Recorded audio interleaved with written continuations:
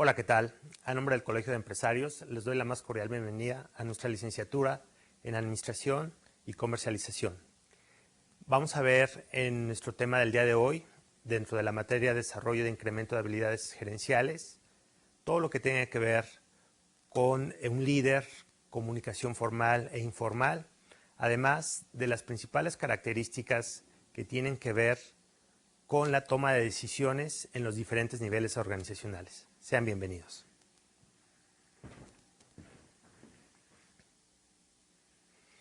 Muy bien, quiero empezar el día de hoy platicándoles un poquito acerca de los diferentes roles que tradicionalmente en las organizaciones existen. Y estos son 3 niveles que muchas veces pensamos que cada uno de estos 3 niveles aporta de manera estratégica una función, tiene que ver una función muy importante y que está en línea con la experiencia y conocimientos de cada nivel organizacional. Así tenemos que para los niveles de trabajadores y empleados, principalmente el esfuerzo de trabajo o lo que se espera de ellos tiene que ver o tiene que estar orientado hacia el mantenimiento del proceso de trabajo o del flujo de trabajo que ya está establecido. Es decir, lo que se espera de los niveles jerárquicos más abajo es que operen con calidad, operen de acuerdo a ciertos parámetros de eficiencia y eficacia, los procedimientos por los cuales la organización tiene diseñada su propio esquema de trabajo. La gerencia media tiene también la particularidad de estar orientado una pequeña parte de su tiempo al mantenimiento o a la operación, pero principalmente lo que se espera de ellos es que aporten ideas hacia el mejoramiento precisamente del proceso bajo el cual ellos están supervisando. Es decir, un gerente que tiene a su cargo un proceso de producción no va directamente a estar inmiscuido en el día a día de la fabricación de objetos. Lo que sí se espera de esa persona es que con la observación, con la supervisión, con el control de información que tiene, pueda tomar decisiones para que ese flujo de producción, de proceso, se haga de una mejor manera, ahorrando costos y ahorrando tiempos. La toma de decisiones para la mejora es donde debe de estar centrado el gerente de nivel superior. Y finalmente la alta gerencia, lo que se espera de ellos o lo que se espera de este perfil es que estén de su tiempo casi el 100% orientados hacia el mejoramiento o hacia el apoyo del mejoramiento de todas las acciones sugeridas por los gerentes. Es decir, un dueño o un consejo de accionistas hasta arriba en una corporación normalmente tienen una serie de reuniones de planeación estratégica en donde se discute dónde, además de los resultados de la empresa, dónde debemos de seguir invirtiendo o dónde nos interesa invertir de acuerdo a la información proveída por los gerentes para precisamente generar programas, generar planes de ahorros, de expansiones basados en la información gerencial que reciben ellos. Muy importante entonces es que se espere en estos diferentes niveles este rol o este nivel de participación.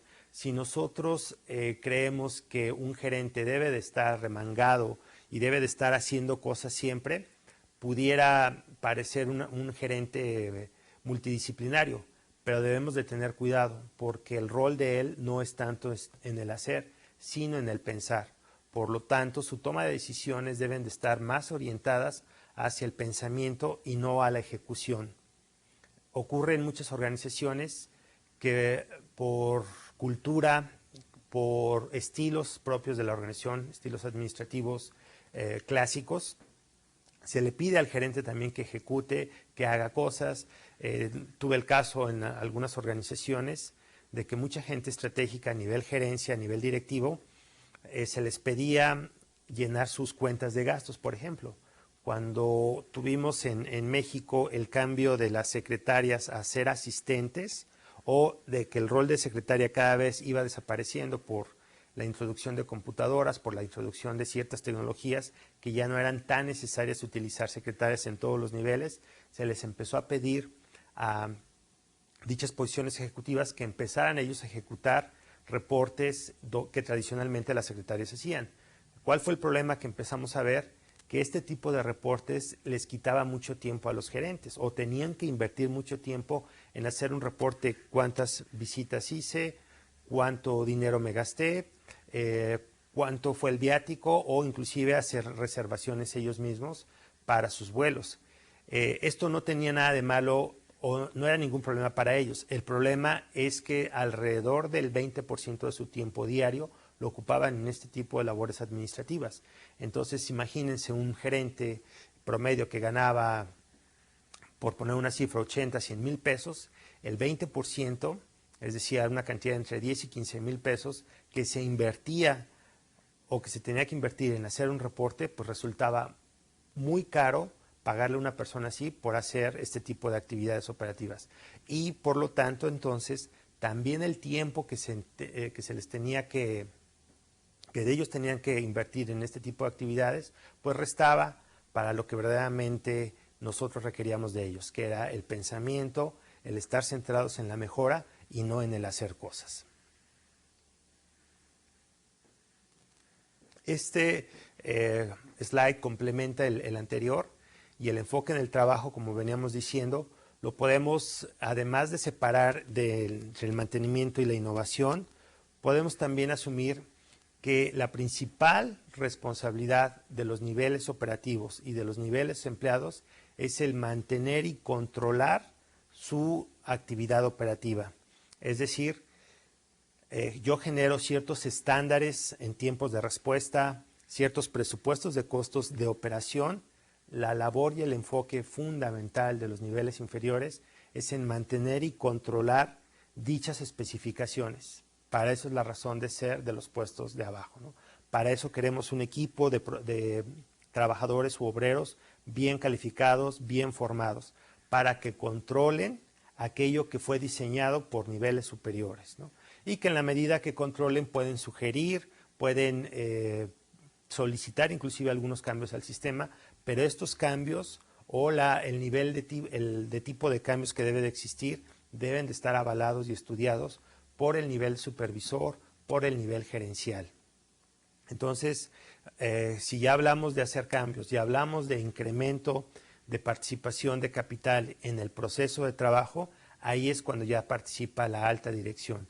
Que insisto, la alta dirección, su principal enfoque debe de ser o debe de estar dispuesto a facilitar todos los medios para que la visión del negocio se exprese, se haga realidad, la misión del deber ser o de por qué estamos aquí se exprese de tal forma que nos traiga beneficios a todos. Es decir, si nosotros estamos pensando que debemos de mejorar la organización, debemos de cambiar ciertas estructuras, ciertos procedimientos, estos procedimientos y estas mejoras deben estar avaladas por finalmente quien aporta el capital de la compañía. Es decir, por la visión del dueño del negocio, del directivo del negocio, de hacia dónde queremos dirigir dicha compañía. Muy bien. El proceso de toma de decisiones, por lo tanto, ofrece diferentes caminos o vías. Una de las cosas que aprendí en Vitroenvase en los tiempos en donde esta empresa era una de las 3 primeras organizaciones a nivel nacional y que fue de las primeras empresas en donde los conceptos de mejora continua, calidad integral, ISO 9000 empezaron a adoptarse, fue que para hacer cualquier estrategia de trabajo, para hacer una adecuada toma de decisiones, se requiere un camino estructurado, un camino científico. Y lo primero que debemos de hacer es, en nuestro proceso de toma de decisiones, orientarnos en primer lugar hacia el control de la situación, hacia el control o el conocimiento del control de lo que estamos trabajando. Es decir, si yo estoy en una organización dedicada al servicio al cliente, mi primer función gerencial para mi toma de decisiones debe de estar basada en saber o en reconocer cuántos procedimientos, cuánta normatividad, cuánta tecnología, cuántos recursos financieros y humanos posee la compañía para aportar el servicio al cliente que estoy brindando o que estoy ofreciendo. Es decir, toda la estructura que tenga que ver con el armado de acciones y propuestas para darle un adecuado servicio al cliente. El gerente debe de conocer eso y saber exactamente cuál es la entrada de los procesos y la salida de ellos. Es decir, si yo soy una empresa promotora de equipo de cómputo, es quién es mi proveedor de las piezas que componen lo que yo fabrico y al final del día, cuál es el producto final que yo estoy entregando a un mercado. Entonces, esas cosas que son básicas y que de pronto pudieran parecer simples de entender, es muy importante que el gerente en su toma de decisiones se centre sobre la idea de cuál es su producto, cuál es el proceso que está caminando y cuál es el marco normativo que hay alrededor de eso. En la parte de aseguramiento, lo que se requiere de nosotros como ejecutivos, como directivos, es asegurar precisamente la estandarización de resultados. Si yo ofrezco que puedo fabricar determinada maquinaria en 10 días, es porque, insisto, conozco desde antes de qué se trata mi proceso, mis procedimientos, y puedo entonces estar garantizando o decirle a mis clientes que si me piden una determinada máquina, yo puedo ofrecer esa máquina en un determinado tiempo, que en este caso dije yo 10 días, ¿no? Si ocurre alguna variación en el proceso, como ya lo habíamos dicho en otras sesiones, estas variaciones pueden ser comunes o especiales, el gerente precisamente debe de estar mentalmente capacitado para tomar una serie de acciones en contra de estas variaciones. Y depende del nivel de variación.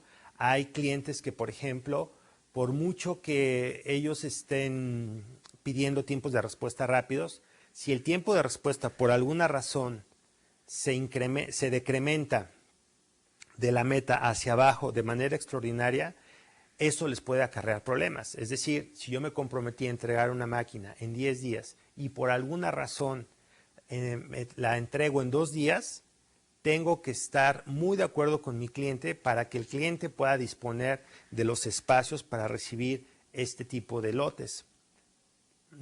Entonces, el gerente debe tomar las decisiones basadas en los resultados de proceso y garantizar determinadas salidas, tiempos de respuesta en un proceso que se llama estandarización.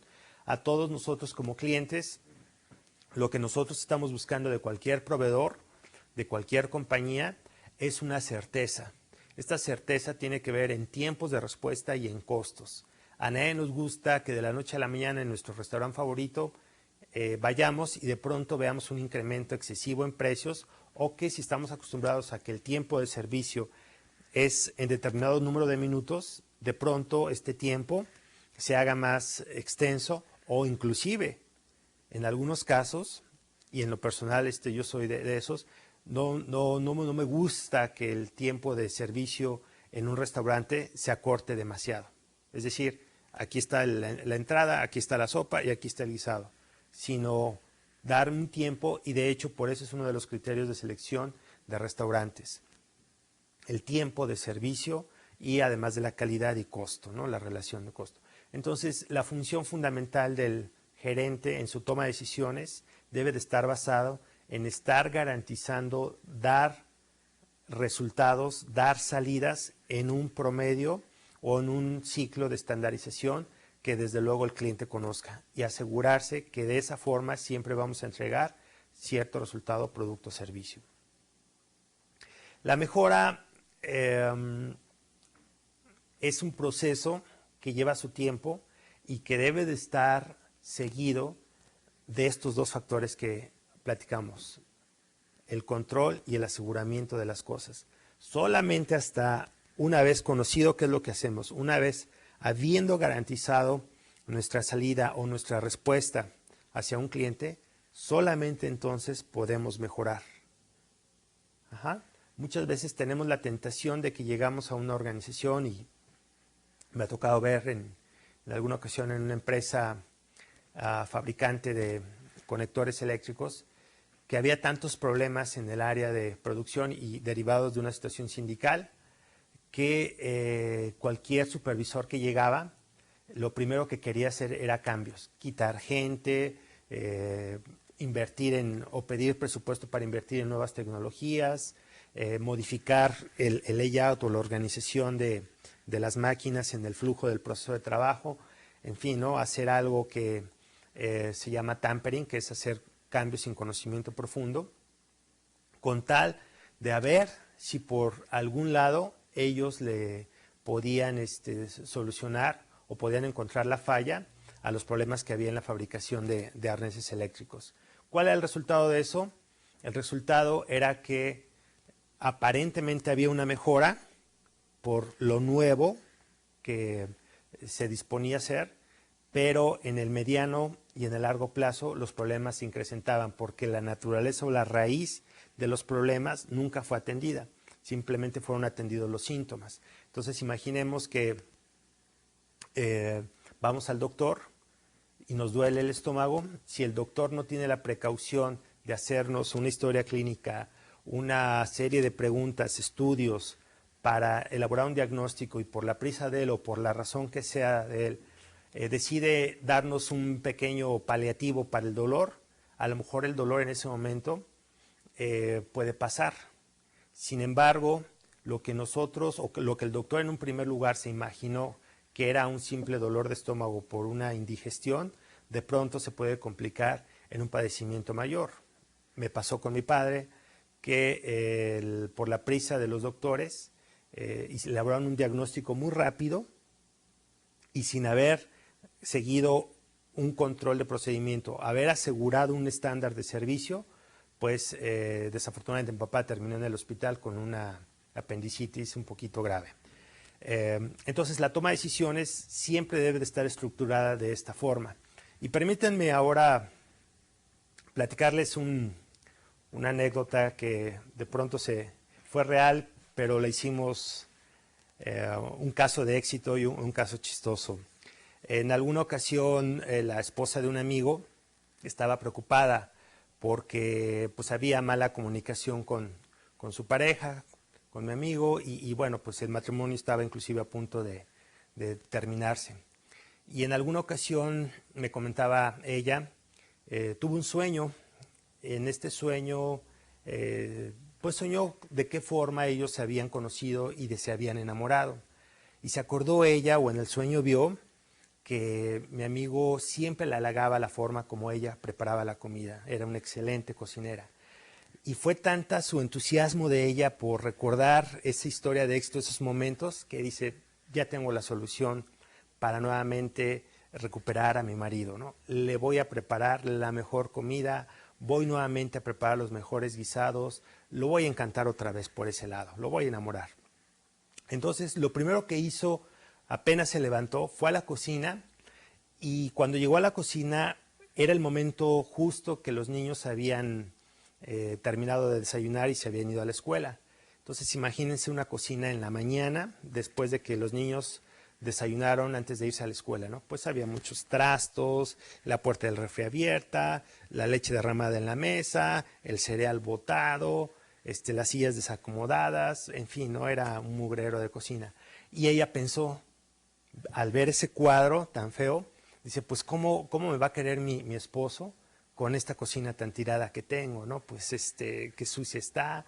Pero lo que voy a hacer es inmediatamente voy a ponerme en marcha, voy a cambiar de refrigerador, voy a cambiar de estufa por una más grande, voy a tumbar esa pared para que tengamos espacio de meter un antecomedor acá, vamos a pintar, en fin, ¿no? Que ella empezó a idearse una imagen totalmente nueva, totalmente fantástica de lo que sería una supercocina. Era tanta su plan y sus ganas de hacerlo que corrió inmediatamente con su esposo, con mi amigo, lo despertó y le dice, viejo, ya tengo la solución para nuestro matrimonio. Y él, pues, medio dormido, dice, ¿cuál es o qué? Se ven a la cocina. Y jalándolo, lo llevó a la cocina y le empezó ella a explicar, ¿no? Todos los cambios que quería hacer, las inversiones, la revolución que quería hacer frente a la cocina. Y él, pues ya cuando empezó a oír que comprar y que invertir y que hacer, terminó de despertarse bien y dice, oye, espérate. Si estoy oyendo bien, tú lo que quieres hacer es una revolución aquí en la cocina, precisamente, y eso nos va a salvar nuestro matrimonio. Y él con el aplomo que pues tenía y la experiencia de su empresa, le comentó, oye, espérate, antes que hacer eso, estoy de acuerdo en que quieras salvar el matrimonio, yo te apoyo, pero antes de todo eso, lo primero que tenemos que hacer es limpiar la leche derramada, guardar el cereal, cerrar la puerta del refri, lavar los trastes, limpiar, dejar la cocina en condiciones normales de operación y entonces, una vez que la veas ya normal, ahora sí me dices en dónde quieres mejorar.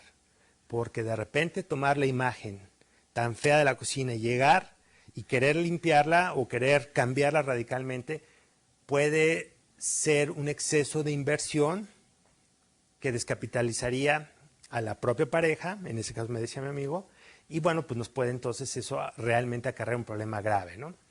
Bueno, pues la anécdota terminó ahí y ya después me dijo efectivamente la esposa de mi amigo que hicieron algunas pequeñas modificaciones, ella entró a tomar cursos de cocina y hasta actualmente viven ellos juntos y felices. Entonces, piensen por un momento en cuando quieran ustedes hacer el próximo cambio en sus organizaciones, piensen en la cocina de mi amigo. ¿Cuántas veces hemos llegado a algún lugar y de acuerdo a nuestro criterio lo vemos patas para arriba, lo vemos con demasiado desorden, sin procedimientos, sin tecnología, sin liderazgo, y queremos entonces empezar a invertir, empezar a tumbar paredes, empezar a traer consultores, empezar a traer medio mundo? Yo la recomendación que les hago es que miremos primero nuestra operación en el día a día, nuestra operación estandarizada. ¿Cuál es el resultado estándar? A lo mejor para preparar, si estoy en el negocio de las pizzas, en donde un parámetro de mercado es una entrega de 30 minutos y por alguna razón dentro del negocio en donde yo me estoy manejando, estamos fabricando pizzas en 45 minutos, no me debo de espantar. De pronto me puede esto sonar como, tenemos entonces que cambiar al cocinero y hay que invertir en un horno mucho más grande y traer los mejores chefs. Eso va a costar mucho dinero. Lo que yo recomendaría es realmente asegurarnos de que ese tiempo de respuesta de 45 minutos siempre ocurre. Y si siempre ocurre, entonces ya tenemos un patrón desde donde podemos mejorar. Porque muchas veces el tiradero que podemos ver en una organización, en un área o departamento, no necesariamente refleja la realidad de día con día. Entonces, para eso, en el proceso de toma de decisiones gerencial, es fundamental abrir un tema que se llama revisión de cuadro de indicadores o cuadro de indicadores de operación. Muy bien, entonces, en este cuadro de toma de decisiones, en estos cuadrantes de indicadores, puede existir un sesgo interesante a la hora de observar datos. Y a la hora entonces de observar datos y tomar decisiones, si nuestro sesgo es muy radical en el momento en que estamos revisando información para posteriormente tomar una acción, es importantísimo que nosotros veamos que el proceso de toma de decisiones tiene un camino científico, un camino inclusive psicológico. Vamos a revisarlo. Este ejercicio o esta lámina o este camino de toma de decisiones es algo que para un autor que se llama Peter Senge denominaba como escalera de inferencia, es decir, a través de qué mecanismos el ser humano toma su decisión desde la percepción de la realidad, cómo percibe la realidad que hace que el ser humano tome una decisión frente a un fenómeno. Entonces, el primer escalón de esta escalera es la forma como selecciono datos. Si nosotros estamos hablando de un proceso de mejora, y vamos a tomar el ejemplo de la pizzería, llegamos a un negocio en donde vemos que son 45 minutos los que se tardan en fabricar una pizza, es algo que tenemos que tomar acción, precisamente para atender ese problema. La forma como yo selecciono los tiempos, estoy midiendo el tiempo de respuesta de 45 minutos, es muy importante. Es de qué medios me estoy valiendo en qué momento estoy apretando el cronómetro de segundo 1 y en qué momento estoy apretando el cronómetro de, ok, terminó aquí el proceso. Entonces, tengo los medios adecuados para levantar ese tipo de información, poseo los elementos tecnológicos para reconocer dónde empieza el proceso de elaboración de una pizza y dónde acaba, soy experto en eso. Entonces, en qué momento voy a levantar la información, a qué hora del día y bajo qué circunstancias. No es lo mismo la preparación de una pizza simple a una preparación de una pizza con 3, 4 ingredientes y a lo mejor a la mitad de la pizza unos de unos y otro de otros. Entonces, la forma como selecciono los datos es fundamental en el proceso de inferencia y de toma de decisiones.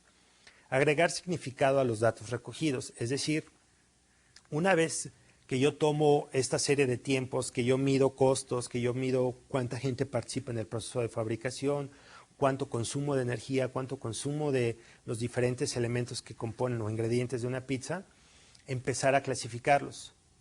Empezar a clasificar, esto es de tiempo, estas variables o atributos corresponden a insumos, esto obedece a tecnología, en fin, ¿no? La separación de los datos me va a ir dando claridad y significado a lo que representa cada uno, qué es mucho, qué es poco, qué es el criterio de mercado, etcétera.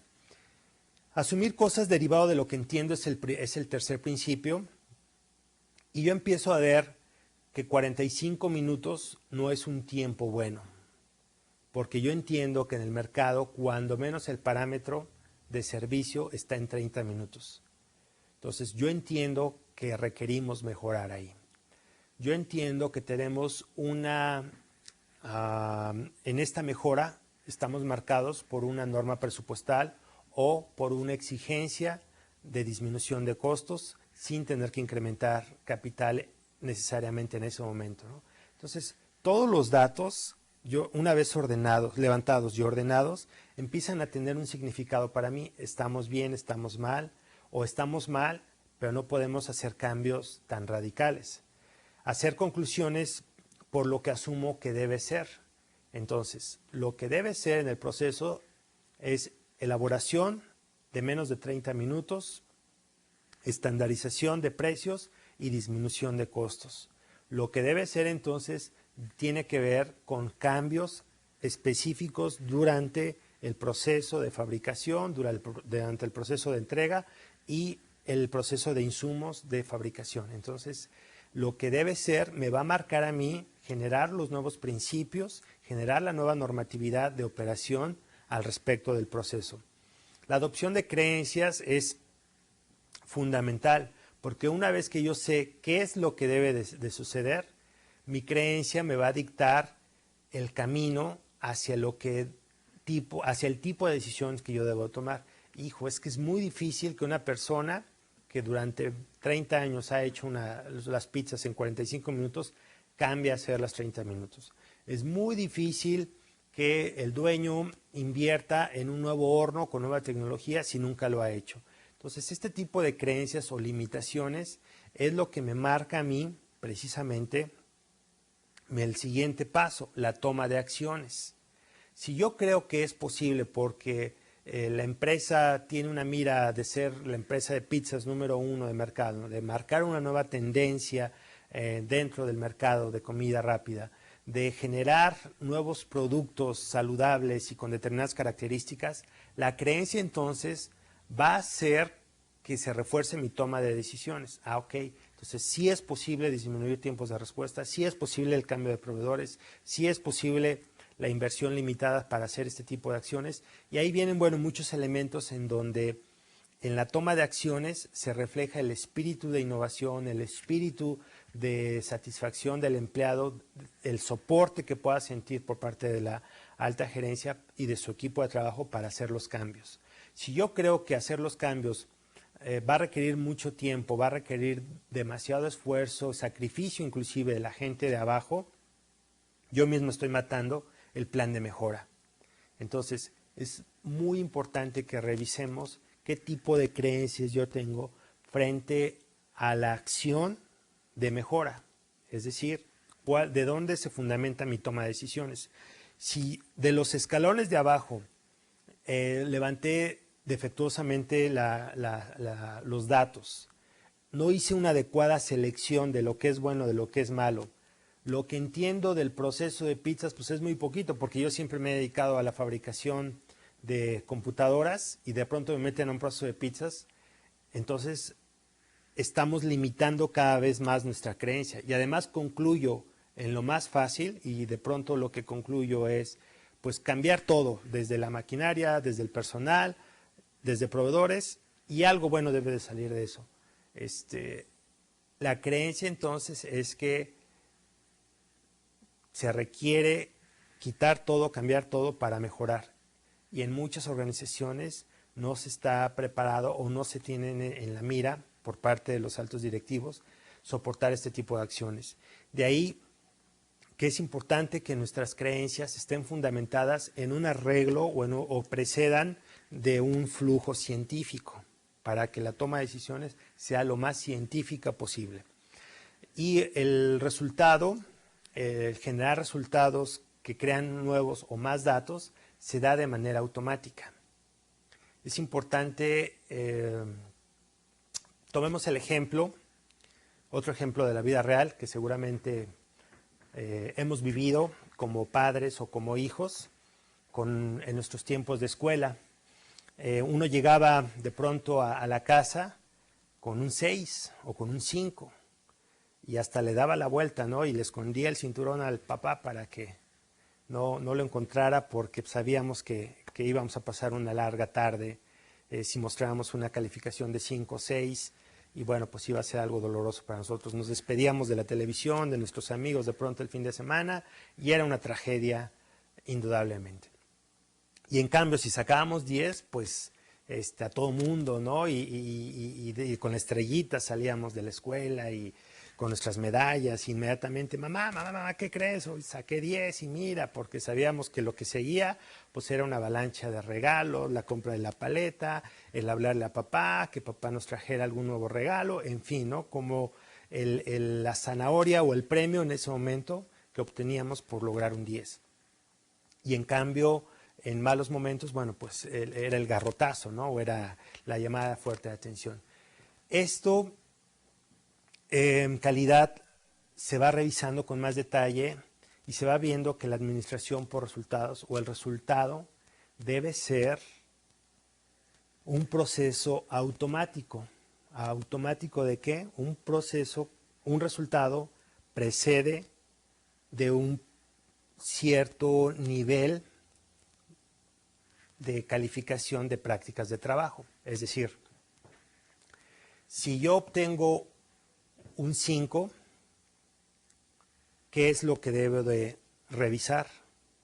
No debo de enfocar mis esfuerzos en el resultado, porque si yo enfoco mis resultados, mi esfuerzo, perdón, en los resultados, en el 5, ¿qué es lo que provoco? Como en muchas ocasiones hemos visto, y siendo maestro durante muchos años lo he visto con mis alumnos, cuando se les presiona sobre el resultado solamente, los alumnos dicen, bueno, si lo que a ti te importa nada más es que yo saque de 8 para arriba, perfecto.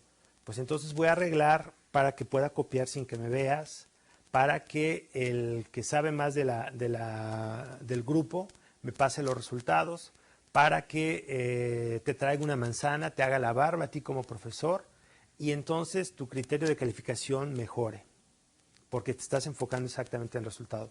Si nosotros como padres hacemos lo mismo con nuestros hijos, de estar reforzando únicamente el resultado y estar tomando la acción en base al resultado, estamos provocando exactamente lo mismo. A que ellos no les importe si aprenden o no aprenden. Lo que les va a importar es que salgan con la estrellita, con la abejita y con el 10 para recibir el premio, porque eso es lo único que entonces nosotros estamos evaluando.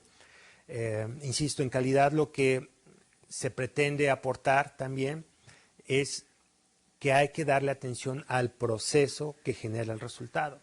Y para este mismo ejemplo entonces, hay que ver cuánto tiempo el niño le está dedicando a la materia, si adecuadamente tiene los medios para estudiar, es decir, desde los lentes, si el niño ve bien, si la luz del cuarto es suficientemente buena para que él pueda estar leyendo sin problema, si utiliza computadora, que sea lo suficientemente rápida para darle el tiempo de respuesta, si tengo internet y si el internet de pronto es de alta velocidad, si las ediciones de los libros que yo estoy consultando son las más actualizadas o son las que el profesor me está pidiendo que yo lea. Si yo arreglo todo ese proceso, ¿a qué hora estudio? Observamos que muchos niños de pronto llegan a estudiar sin haber desayunado. Entonces, imagínense el nivel de aprendizaje o de atención que tienen después de 2 horas de estudio. Es nulo, porque aunque no lo parezca, el estudiar demanda mucho consumo energético, ¿no? Entonces, si estudiamos toda esta serie de variables, si controlamos y garantizamos que hay que dedicarle determinado número de horas al estudio, determinados insumos para aprender, el resultado como tal se va a dar solito. La escalera de inferencia es ahí a donde nos lleva. Si nosotros seguimos esta metodología, el resultado solito se va a dar. Y créanme que en el 100% de las veces los resultados siempre son positivos. De pronto pudiera ser un resultado que a mí no me satisface, pero al menos yo ya tengo los elementos perfectamente controlados, observados y vistos para poder mejorar. Pero mi proceso de toma de decisiones ya no va a estar basada en el resultado del 5 o el 10. Mi proceso de toma de decisión va a estar basado en el proceso que me está llevando a sacar un 10 o un 5. Un ejemplo de la escalera de inferencia ya puesta en acción es típicamente lo que se busca en las organizaciones, la satisfacción al cliente, la innovación de productos. ¿Cómo puede ser este proceso? Pues tenemos el proceso de selección o recogimiento de data, puede ser a través de una encuesta de satisfacción al cliente, en donde se estructura una encuesta, cómo estás frente al resultado que te estoy dando, al producto que te estoy dando, los estándares de servicio, calidad en tiempos y recursos que te estoy proveyendo, son satisfactorios o no satisfactorios, y además otros comentarios que tú quieras hacerme, cliente, ¿no? Típicamente, ¿no? Entonces se hace a través de recursos propios o recursos de un despacho y se va donde el cliente y se recoge este tipo de información. Después, la clasificación de los datos. A ver, ¿qué datos nos está contestando el cliente que tengan que ver con quejas? ¿Qué datos nos está dando el cliente de que está muy bien, que estamos bien, que ahí no le cambiemos? ¿Qué datos nos está arrojando el cliente que sería bueno pensar nuevos productos o nuevos servicios que quiera? Entonces, en esta clasificación vamos analizando la voz del cliente. Deduzco los valores extremos de la calificación, es decir, una vez que tengo clasificado los parámetros de evaluación o de respuesta del cliente, qué es mayor, qué es menor y qué es medio, ¿no? De pronto, una satisfacción amplia del cliente, para mí no me tengo que necesariamente quedar a gusto con ese nivel de escala o de calificación alta, porque de pronto puede ser lo único que conozca el cliente de mí. Es decir, ¿se acuerdan en este ejemplo de las pizzas que cuando empezaron a promoverse la entrega de pizzas en menos de 30 minutos o era gratis? Era algo extraordinario. Decíamos, yo te voy a medir en función de que si la estás entregando arriba o abajo de los 30 minutos. Pero de pronto era un parámetro que se fue quedando, y como el cliente no conocía otra opción o no conocía otro tipo de estándares de entrega, pues evaluaba únicamente eso. Hubo compañías que dijeron, no solamente vamos a pedirle que evalúe el cliente el tiempo de respuesta, sino la calidad y el sabor de nuestros alimentos, si llegan calientes o no llegan calientes, si les estamos proveyendo algo adicional, un valor agregado. Entonces, en esta calificación o en estas conclusiones que empezamos a obtener de este resumen de dónde debemos de mejorar, tenemos que incluir, en el caso del ejemplo del servicio al cliente, cuáles son los valores agregados. Entonces, por conocimiento que yo tengo de un mercado, por conocimiento que yo tengo de mi cliente, cuáles son estas conclusiones que me van a ir marcando mi toma de decisiones. En la forma más correcta o la forma correcta de generar las creencias de uno tienen que estar reflejadas en un plan de acción. Entonces, ¿cuáles son aquellos planes de acción que me van a permitir incrementar la satisfacción del cliente? Entonces, ahí es cuando ya armo un plan de mejora, un plan estratégico. Mira, donde el cliente nos está calificando bien, tenemos que asegurarnos de que esta serie de prácticas las vamos a seguir llevando a cabo. Donde me está calificando mal, vamos a ver hasta dónde podemos mejorar o hasta dónde no, o hasta dónde inclusive podemos tomar acción o no. En alguna universidad que me tocó conducir una encuesta de satisfacción con los alumnos, resultaba muy curioso porque en uno de sus requerimientos era que les pusiéramos televisión dentro de las aulas, equipo de cómputo para todos, que la cafetería fuera mucho más moderna, con nuevos platillos, que las canchas de básquetbol fueran cubiertas y con piso de duela, en fin, que lo que ellos estaban imaginándose como una universidad del siglo XXI y supermoderna, pues requería hacer muchos cambios hacia el interior de la propia universidad. Entonces, muchos maestros y muchos directivos de esa universidad estaban muy entusiasmados con que el alumno se expresara y nos dijera dónde deberíamos mejorar. Mi respuesta con ellos fue decirles que no íbamos a invertir en eso, que donde la naturaleza o la misión de la empresa, en este caso la universidad, era la impartición con la mayor calidad de los programas de estudio. No era tener la mejor cancha de básquetbol, no era servir los mejores alimentos en la cafetería. La razón de ser de la universidad tenía que ser sacar o ayudar a formar alumnos con los mayores estándares de calidad académico. Y de pronto hubo el comité de estudiantes que estuvo en esa reunión, decía que entonces para qué hacían ese tipo de encuestas si no iban a ser escuchados, etcétera. Entonces hubo una respuesta que me gustó, que inclusive viniera del propio rector, que le dijo a este muchacho: si nosotros tomamos acción frente a todo lo que ustedes nos están demandando, podemos hacerlo. Pero la colegiatura, si hoy vale 10 pesos, mañana, una vez que estén puestas todas estas mejoras que ustedes quieren, va a costar 100 pesos. Les va a valer 10 veces más la colegiatura. Es decir, el hecho de atender todos tus requerimientos va a traer un costo para mí como proveedor y yo tengo que expresarlo. Entonces,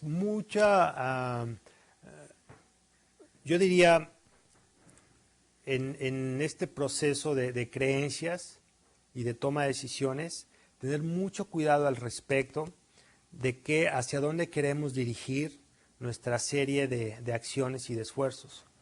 Porque no necesariamente todo tiene que ir dirigido a la mejora en general, sino a la mejora enfocada, a la mejora específica, y que el proceso, sobre todo de toma de decisiones, sea derivado de un camino científico. ¿Dónde debemos de mejorar? No solamente donde el cliente quiera, en donde hay un empate entre lo que nosotros somos como organización y el tipo de producto o servicio que está satisfaciendo o no a nuestro cliente. Desde luego la inversión de todos estos insumos que querían los alumnos no se hizo, pero ellos también comprendieron que era más importante invertir en mejores maestros, en mejores programas académicos, en mejores tecnologías para que ellos pudieran estudiar mejor, una mejor biblioteca, y no en algunos otros tipos de inversiones que no eran necesarias en ese momento. Finalmente, para el cierre de toma de decisiones es muy importante que una vez que se toma la acción, se tenga un mecanismo implementado para revisar los efectos de esa acción. Es decir, ya levanté la voz del cliente, ahora tengo que levantar la voz del proceso. Si yo implementé cambios a raíz de la encuesta de satisfacción del cliente, tengo con el tiempo y una vez implantados los cambios que volver a tomar otra vez otra encuesta para revisar y asegurarme que dichas acciones que yo tenía planeadas fueron consistentes con la percepción de mejora de mi cliente. Entonces es muy importante que cuando se tomen decisiones, se tomen acciones, tengamos algún mecanismo de retroalimentación o de evaluación a la calidad de dicha decisión. Y para esto pues hay muchas, no solamente encuestas como tales formales, ¿no?, sino revisiones de aritmética, revisiones de control de proceso, control estadístico, en fin, hay mucha tecnología en materia de revisión de toma de decisiones. Muy bien, pues con esto, esta sesión es todo. Les agradezco su atención y nos vemos en la siguiente.